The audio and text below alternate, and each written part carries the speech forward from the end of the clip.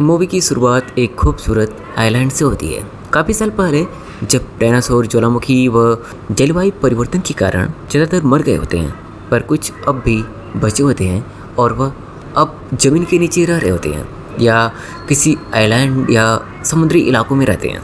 पर कुछ गिनी चुनी कंपनियां अपने रिसर्च के लिए वहां जा सकती थीं। और अब यहां से 2010 का सीन दिखाते हैं, जहां पे इंडियन नाम की एक कंपनी इसी आइलैंड पर डायनासोर्स के ऊपर रिसर्च कर रही होती है। दरअसल यहाँ पर साइंटिस्ट डायनासोर को म्यूटेट कर रहे होते हैं। दरअसल यह रिसर्च डायनासोर को और ख़तरनाक बनाने के लिए की जा रही होती है।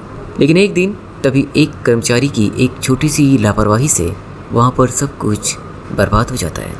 दरअसल यह कर्मचारी गेट खोलते समय चॉकलेट की पेपर रैप को गलती से इग्नोर करता है, लेकिन यही पेपर रैप मशीन में जाकर शार्क सर्किट करता है और सारा सिस्टम रिबूट मोड पर चला जाता है। और तभी टेरेक्स नाम का एक खतरनाक डायनासोर वहाँ से बाहर निकल जाता है और अब वह लोगों को खा जाता है और पूरी लाइफ को बर्बाद कर देता है। कुछ बचे हुए साइंटिस्ट जान बचाकर वहाँ से भागते हैं और अब इस घटना के बाद इंजन कंपनी वहाँ पर पूरी तरह से अपने रिसर्च को रोक देती है। और अब इस घटना को कुल 15 साल हो गए हैं और अब मिस बनेट को दिखाया जाता है, जो कि एक स्पेशल फोर्स में रहती हैं। और वहीं पर उनसे मिलने मार्टिन, जो कि एक फार्मास्यूटिकल कंपनी में होता है।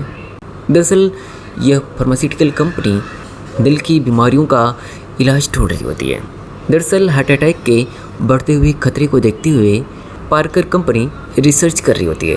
दरअसल मार्टिन, जो कि एक फार्मास्यूटिकल कंपनी में काम कर रहा होता है, वह मिस बनेट से मिलता है और बताता है कि उसकी कंपनी हार्ट अटैक के इलाज के ऊपर रिसर्च कर रही होती है और अब उसे डायनासोर्स के खून और टिश्यूज चाहिए, जिससे इस रिसर्च को आगे बढ़ाया जा सके। और इसके लिए वह मिस बनेट को एक मिशन पर जाने को कहता है, क्योंकि मिस बनेट स्पेशल फोर्स से होती हैं और डायनासोर्स के खून और टिश्यूज लेते समय काफ़ी खतरा होगा, इसलिए वो किसी ऐसे शख्स को चाहता था जो काफ़ी ट्रेंड हो और खतरों का सामना कर सके। और इसके लिए वह मिस बनेट को मोटी रकम देने का वादा करता है।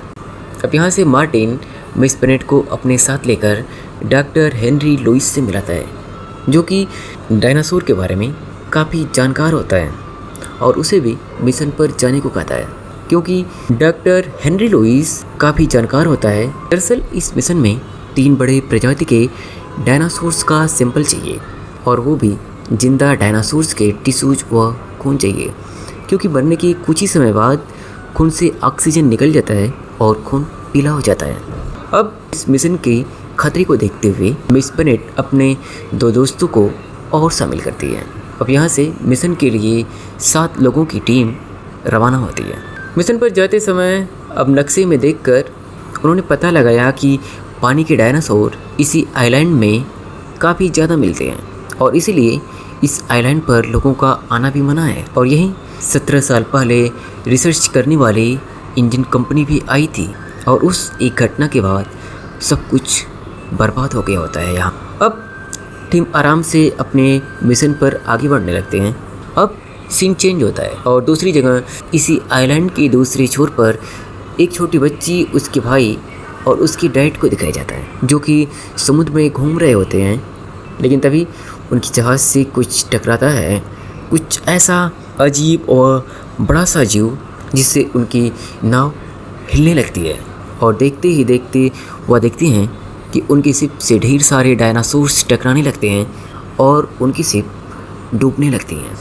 और अब बोट पलटने के बाद इन लोगों ने मदद के लिए रेडियो फ्रीक्वेंसी भेजी, जिसे मिलने के बाद मिस बेनेट मदद के लिए वहाँ पर जाने को कहती है। लेकिन मार्टिन ऐसा करने से मना करता है, क्योंकि इससे टीम मुश्किल में पड़ सकती है और ईंधन के ख़त्म होने का खतरा भी बढ़ सकता है। पर मिस बेनेट का साथी एक अच्छा व्यक्ति होता है, अतः वह बिना बताए ही मदद के लिए आगे बढ़ जाता है और उन्हें मरने से बचा लेता है। और उनसे बात करने पे उन्हें पता चलता है कि उनके ऊपर डायनासोर ने हमला किया होता है। लेकिन ये सब बातचीत करते करते ही तभी उनके भी शिप से ढेर सारे डायनासोर्स टकराने लगते हैं क्योंकि यह वही आइलैंड होता है जहाँ पर डायनासोर्स रहते हैं। यह देखकर उसकी टीम खुश हो जाती है और अब उन्हें डायनासोर्स की खून निकालने के लिए दरअसल साइंटिस्ट ने एक ऐसी सिरिंज बनाई थी जिसे बंदूक के जरिए दूर से ही डायनासोर्स के अंदर इंजेक्ट हो जाता था। इस टेक्निक के माध्यम से उन्होंने आराम से डायनासोर्स के सैंपल ले लिए और अब उनके पास एक डायनासोर्स का सैंपल और टिश्यू दोनों आ चुका था। लेकिन तभी सैंपल्स लेने के तुरंत बाद ही अब ढेर सारे डायनासोर इनके भी शिप से आकर टकराने लगते हैं, जिसे देखकर मिस बेनेट पूरी तरह से डर जाती हैं और अब उनके साथ ही डायनासोर्स के ऊपर हमला करने लगते हैं।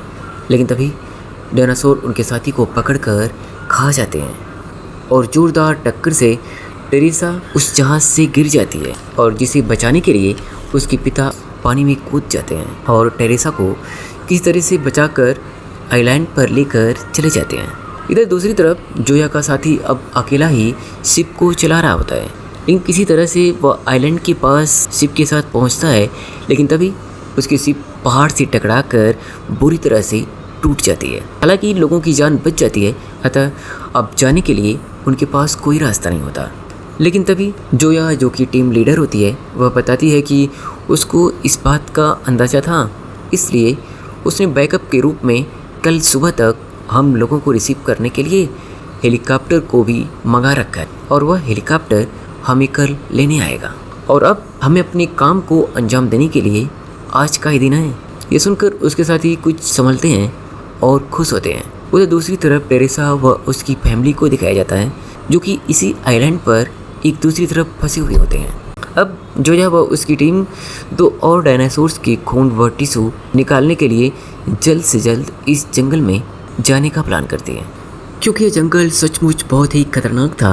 अलग अलग किस्म के जीव, मछलियाँ व अजीब अजीब जीव जंतु यहाँ पर देखने को मिलते हैं।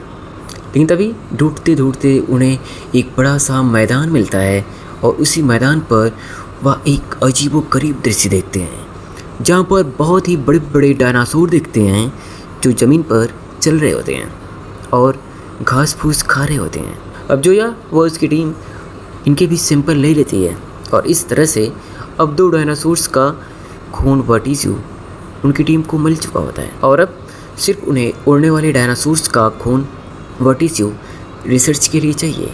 लेकिन दिक्कत यह थी कि इस डायनासोर्स की प्रजाति काफ़ी खतरनाक होती है, जो कि पर्वत की कंदराओं में अंडे देते हैं और पर्वत की कंदराओं में ही यह रहते हैं। इसलिए जोरा साइंटिस्ट और उसके दोस्त अब इस डायनासोर्स के सैंपल्स लेने के लिए पहाड़ पर चढ़ते हैं तथा उनके अंडों से उनका सैंपल ले लेती है। लेकिन तभी डायनासोर आ जाता है वहाँ पर और हमला करने लगता है और इस हमले में जोया का एक और साथी मारा जाता है। अब यहाँ से अपनी जान को बचाने के लिए जोया व उसके साथी इंडियन कंपनी के लैब में जाने का प्लान करते हैं, क्योंकि वहाँ पर उन्हें थोड़ा इन जंगली जानवरों से शायद राहत मिले। पर वहाँ जाने पर वह पाते हैं कि यहाँ पर बाहर से भी ज़्यादा खतरनाक डायनासोर्स हैं और ज़्यादा ही आक्रामक डायनासोर्स हैं, क्योंकि इसमें से कुछ डायनासोर्स ऑलरेडी पहले से ही म्यूटेंट किए गए होते हैं। अब यहाँ पर यह अपनी जान किसी तरह से बचा रहे होते हैं, लेकिन तभी मार्टिन का असली चेहरा सामने आता है और वह तीनों सैंपल को खुद ले लेता है और लोगों को मारने की धमकी देता है। लेकिन तभी टेरेक्स, जो कि शुरुआत में तबाही मचाया होता है, वह मार्टिन को आकर खा जाता है। मार्टिन के मरने के बाद उसके हाथ से वह सैंपल छूटकर नीचे गिरता है, जिसे जोरा उठा लेती है और उठाकर भागने लगती है। लेकिन तभी टेरेक्स, जो कि सबसे खतरनाक डायनासोर होता है, उसका पीछा करने लगता है और उसी समय हेलीकॉप्टर भी लोगों को बचाने के लिए वहाँ पर आ गई होती है। लेकिन टेरेक्स डायनासोर हेलीकॉप्टर को ही पकड़कर बुरी तरह से मसल देता है और हेलीकॉप्टर को ही नष्ट कर देता है और अब जोया के हाथों से अब जाने का सारा साधन बर्बाद हो चुका होता है। लेकिन तभी जोरा को इंडियन कंपनी का एक बंद पड़ा हुआ शिप दिखता है और अब जोरा इस शिप के सहारे इस आइलैंड से निकलने का प्लान करती है। तथा दूसरी तरफ टेरेसा भी अब आ चुकी होती है। लेकिन टेरिक्स डायनासोर इन लोगों को देख चुका होता है और जैसे ही हमला करने को होता है तभी तेज रोशनी जलाकर उसके सामने उसका दोस्त फेंकने लगता है। दरअसल टेरिक्स डायनासोर की एक कमजोरी होती है, वह रोशनी के प्रति कुछ ज़्यादा ही आकर्षित होता है और यह देखकर डायनासोर जोया और वह उनके साथियों को छोड़कर उसके दूसरे साथी की तरफ बढ़ता है। हालांकि जोरा ऐसा करने से मना करती है, पर उसका दोस्त बोलता है कि इसके अलावा उसके पास और कोई रास्ता नहीं है। तेरेसा के डैड जल्दी से शिप को स्टार्ट करते हैं और वहाँ से आगे बढ़ने लगते हैं, लेकिन इधर टेरिक्स को भगाते समय जोरा के साथी की लाइट बंद हो जाती है और पानी में जाने की वजह से उसकी लाइट बुझ जाती है, जिस पर जोरा को लगता है कि अब उसका साथी टेरिक्स के हाथों मारा गया, जबकि ऐसा बिल्कुल भी नहीं था। लाइट बुझने की वजह से अब टेरिक्स डायनासोर उसका पीछा करना बंद कर चुका होता है और अब आगे जाते हुए जोया को हवा में एक फ्लेयर दिखाई देता है, जिसे देखकर जोया समझ जाती है कि उसका साथी अभी जिंदा है और वह वापस उसे लेने आ जाती है। इसे देखकर सभी इस खूनी आइलैंड से बाहर निकलने की जल्दी से जल्दी कोशिश करते हैं और तभी रास्ते में डॉक्टर लुइस बताता है कि दरअसल मार्टिन सारे सैंपल्स को एक ही कंपनी को देना चाहता था, जिससे दवा पर किसी एक कंपनी का ही पूरी तरह से नियंत्रण हो और इस तरह से दवा महंगी मिलती और गरीब लोगों तक यह दवा कभी पहुंच नहीं पाती। अब लिए गए इस सैंपल्स को हम सारी कंपनियों को थोड़ा थोड़ा देंगे, जिससे सारी कंपनियां इसके ऊपर रिसर्च कर सकें और एक अच्छी दवा बना सकें, जिससे दवा गरीबों तक आसानी से पहुंच सके और दवा का प्राइस कम हो। और इसी के साथ इस फिल्म की कहानी